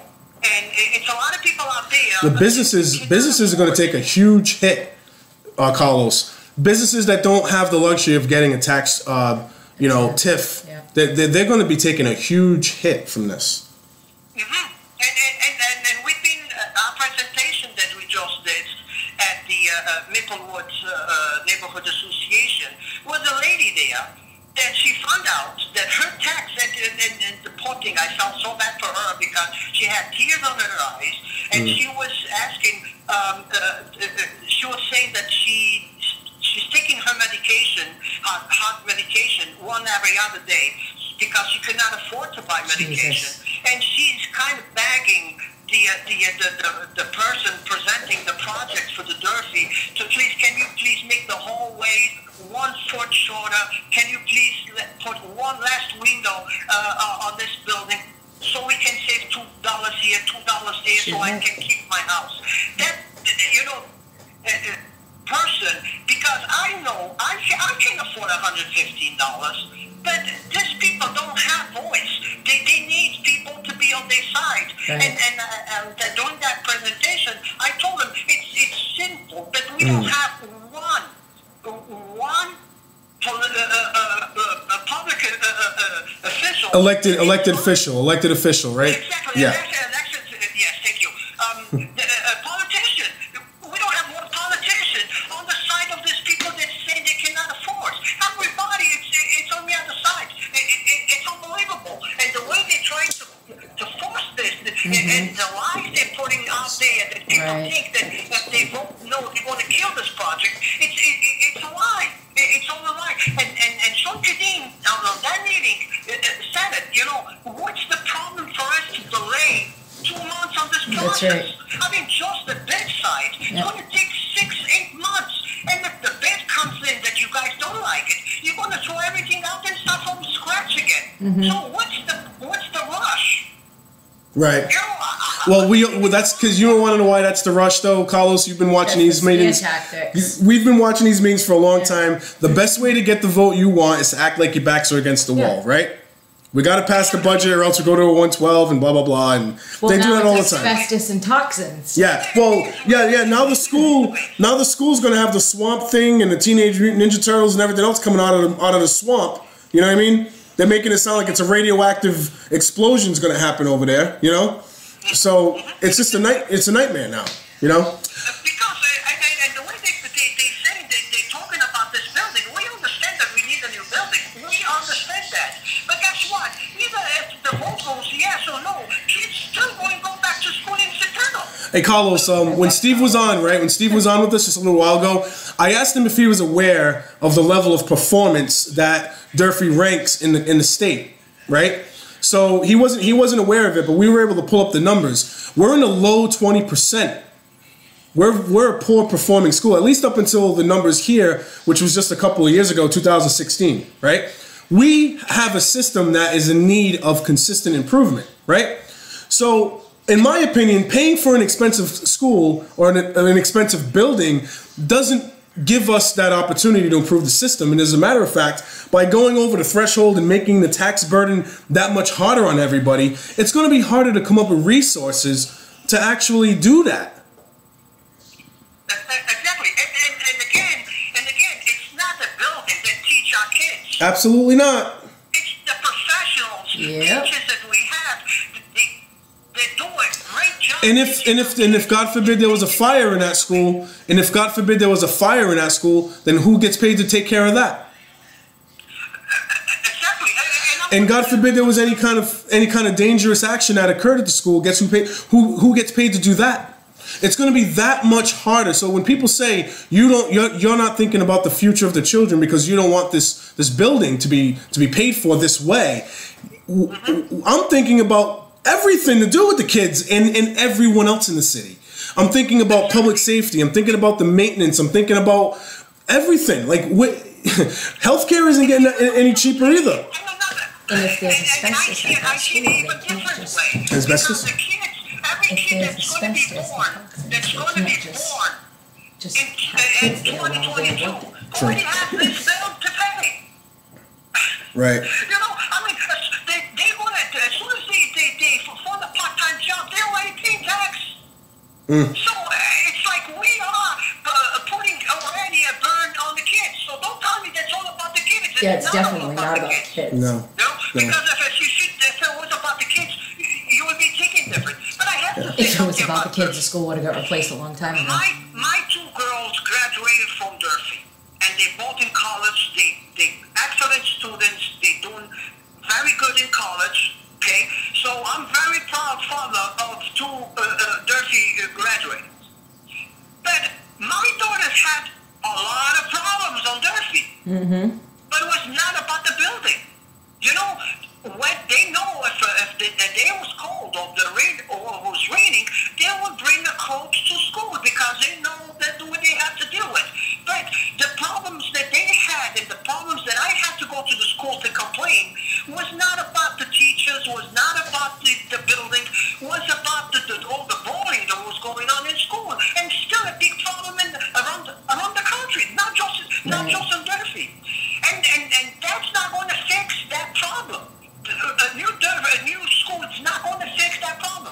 Problem has a lot of problems, and they have nothing to do with the new building. Yes, I want a new school. I think the kids deserve a new school. But guess what? I want to put that on the back of the people that are in charge of showing us a better way to pay for this. Okay, to give us that better way. And until they remove all the rocks and show me this is the better way, I have no problem. After we had those conversations, and it was proved to me, and it was proved to the city council that that's the only way to be done, I would not be here talking to you today. I would be on the yes side. Carlos, oops, this is Nikki here. I just had a quick question for you. Sure. What do you think about Talbot? Do you think the kids at Talbot deserve a new school too? We're giving so much talk to Durfee, and these kids in Talbot are still in that same building, which is like a prison. And this is another issue that's going to take us another year, because another year we going to need to fix that too. Right. You know, it's another problem we're going to have. And remember, they didn't want to put the bonds for the water department on this same election, but it's coming because you know, Terry Salvon already said that we're going to need, I don't know, $1 billion or more than $1 billion that's going to have, that we're going to have to pay in phases to get this project. So we have a lot of funds coming, right? And we're going to just dump it up with all the money that we can ask just for one project. And I think that it was going to put a lot of stress on our bonding, on our ability to bond for money going to the future. Because remember, you cannot use all your money. Right. You need to put something aside to save something. And we don't have money. We use this as a credit card. That's the bonds the city uses as a credit card. And if we use all the money on our credit card, and one time that we go to ask for more money, they want to say, I'm sorry, but you on the limit that you can borrow. It's like a payday loan. Now we have even a bigger problem. Yep.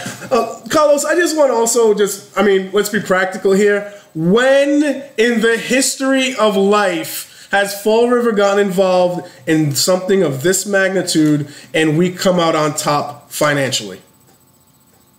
Exactly. When? Another thing that I say is, they say, now that we have the numbers, and the number is $265 million. No, that's not the numbers. That can change. Remember, you don't even want to bid for this job. Nope. For this project. Same. So guess what? It's not guaranteed that that's what's going to be. That's what Derek said before. Another thing they keep hiding from us is that you just want to borrow the $98 million. No, you need to add the interest on that. You have to add the interest. Everything that you buy, a car, a house, whatever you buy, you sign the contract. You look. Does anyone know what the interest rate is? 4.5. 4.5? Okay. That's if it's 4.5 in the event that, if all things stay the same, that's what they're looking at. It shouldn't be, we're hoping it's less though, but it's probably going to be standard 4.5. It's not variable. Is it variable? Don't know. It's not. It's if it's not fixed. Even if they try to say that's the numbers, you were asking for the numbers, and this is the numbers. Those numbers is still an estimation. They cannot guarantee that those are going to be the numbers. And it's amazing when you watch that. And I request people to go back and watch that meeting, because now that we got the numbers, before it was even worse than we didn't have those numbers.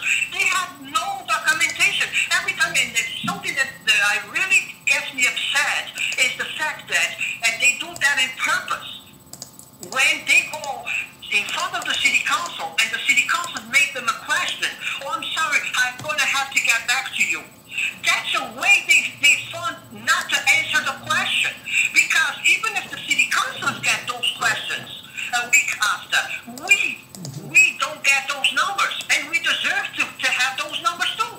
So, and this happened at every project that the administration goes in front of the city council.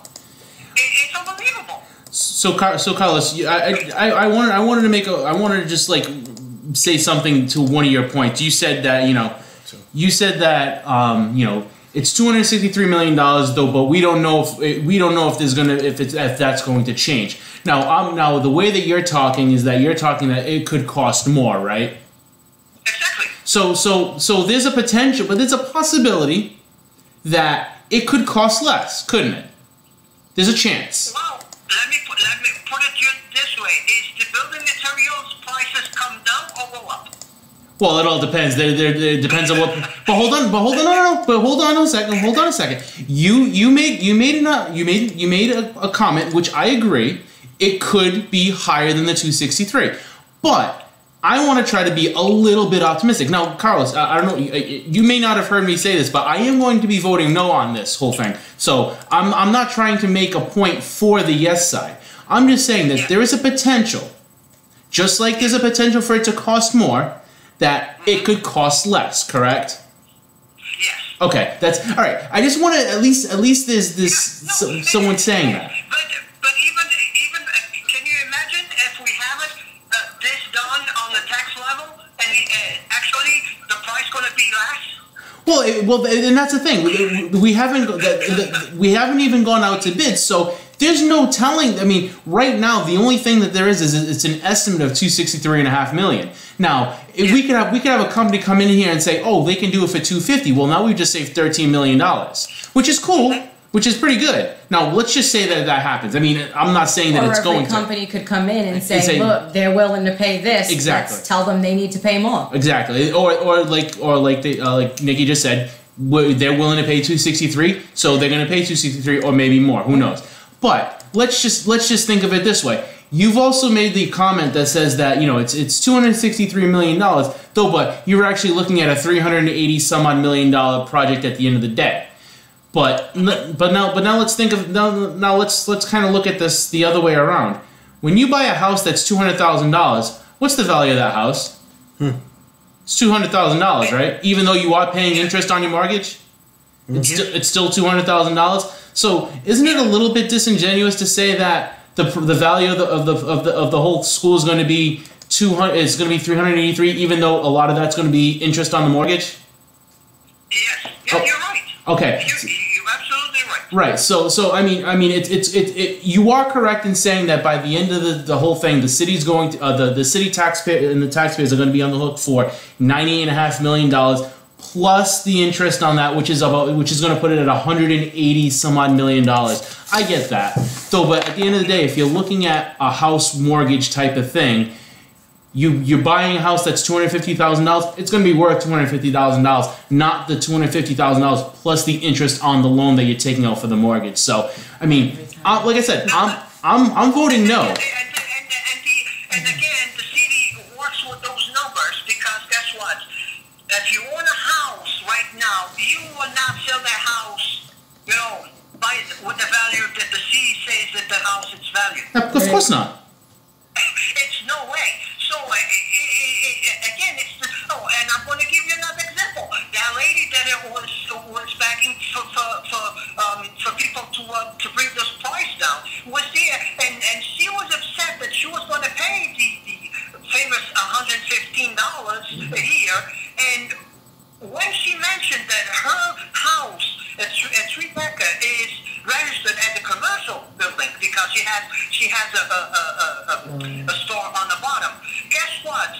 Her payment changed from $115 They went up to $340. Yeah, because it's a commercial building. You're right. Exactly. I mean, she has 3 tenements above, but the building is registered in the city as a commercial.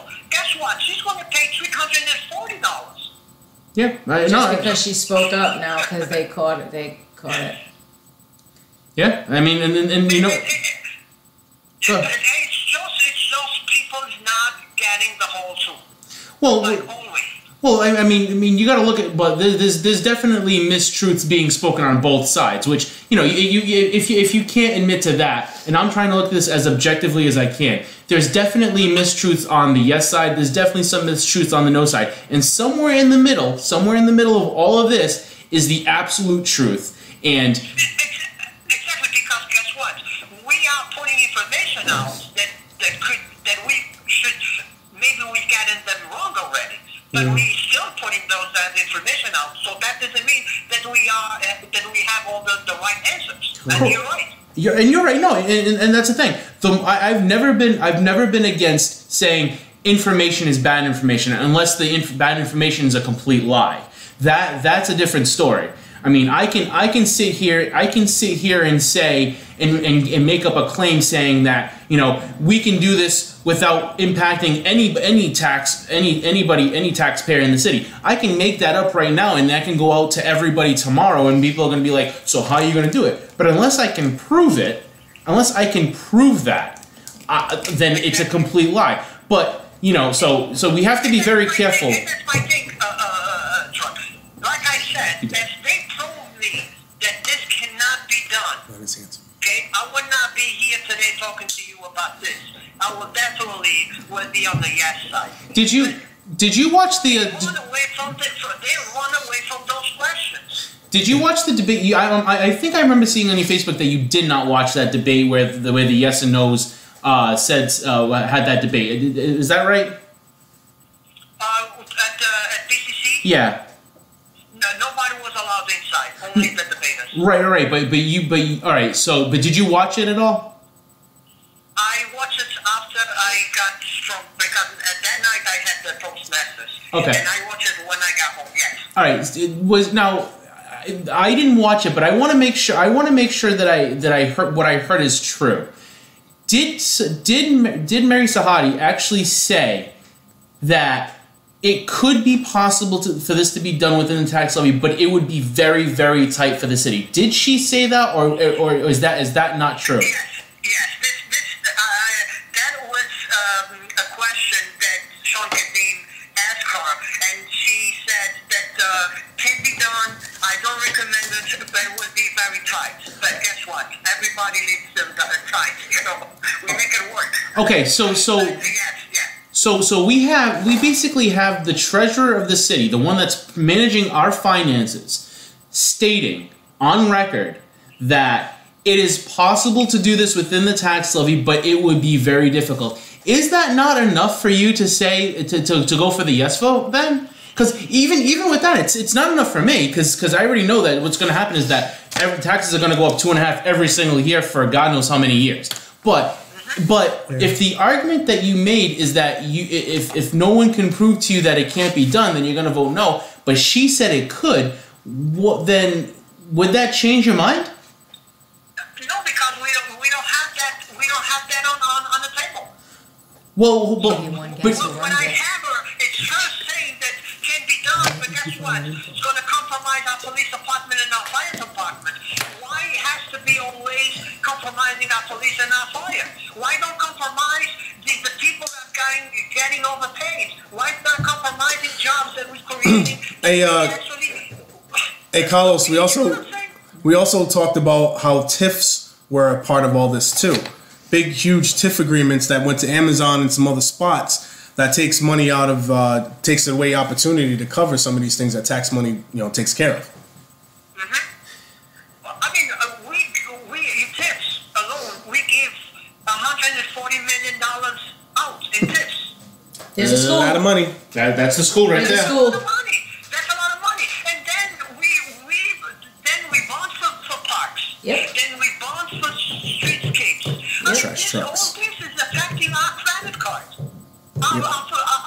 The way we bond for money on the city. Just and the trash barrels. I understand that we need new bonds, but we knew that Recycling Durfee was bins, coming. so we We already have knew recycling that we need to put all our pennies aside for that project. Yep. But it's more important. It's a park and a sidewalk or the school. Let's take care of the kids first. That's Follow my the opinion. money and who's in charge of making those decisions. All right, Follow it. all right, guys, we're gonna My friend, was let you go. very nice talking to you. Thank you for giving us the opportunity. Yeah. Because guess what? Those opportunities, we need to take them. We don't have the money to fight this.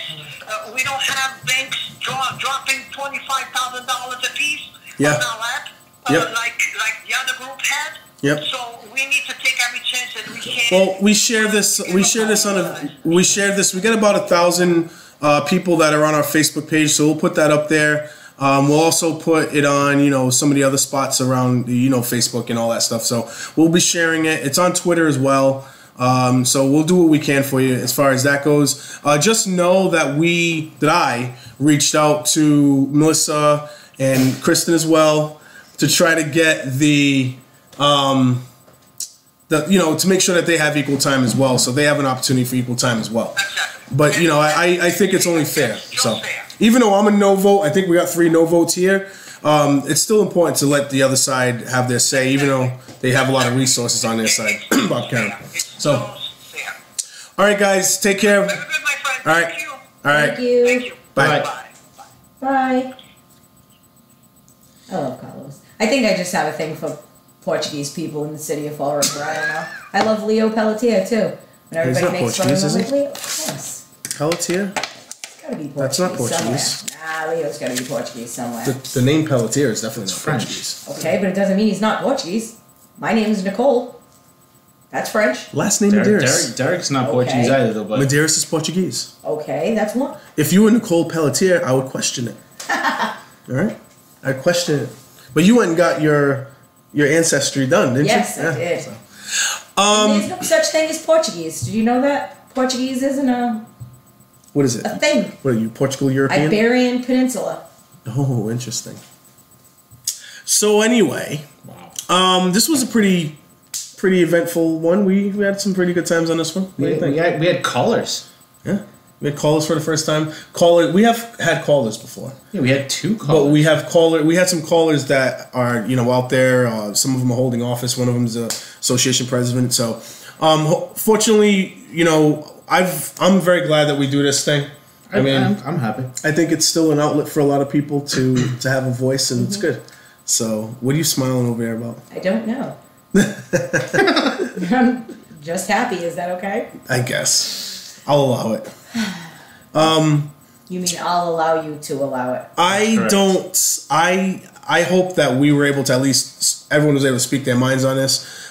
We were able to post go to the City Talk Fall River Facebook page. We posted the stats that we found as far as where Fall River's Durfee High School ranks in the state. Not so good. At least in 2016 it wasn't, which means that even if that was only 2 years removed, it does show that we need improvement in our school system.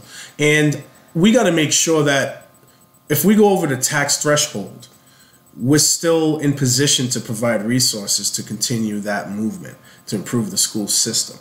I do think this is going to still pass, not because I'm voting yes, but I think a lot of other people are going to vote yes. I think a lot of people think they're doing the right thing.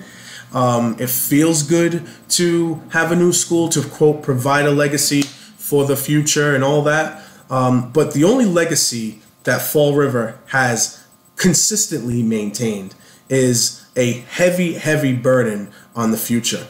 A heavy, heavy tax burden on the future. That's what it has that's the legacy of Fall River, unfortunately. And my no vote is going to represent going against that. Anyone else have anything they want to say before we go? Nope. Derek, do you have anything you want to say? No, let's see. What do I want to say? I want to say congratulations to the men's curling team for winning the gold this morning. I was up this morning at 3. I was up this morning at about 3 o'clock watching it. Congratulations to the women's hockey team for Nice. that was one of the that goal, that 6th penalty shot goal. Wow, that See, goal. now Was, I'm sad I missed that. I would've liked to have that seen goal that. was amazing. Anything going on, guys? No. You got anything going on with the AA? Right now, I have nothing to report. All right. On that note, we'll be back next week. We're going to talk a little bit about the pension program. I think that we need to start talking about the pension system and pension liability. I think that's next on the agenda. So until then, everyone, I want to thank you for listening, and we will be posting the recording very soon. Thank you and goodbye. Hasta. La vista.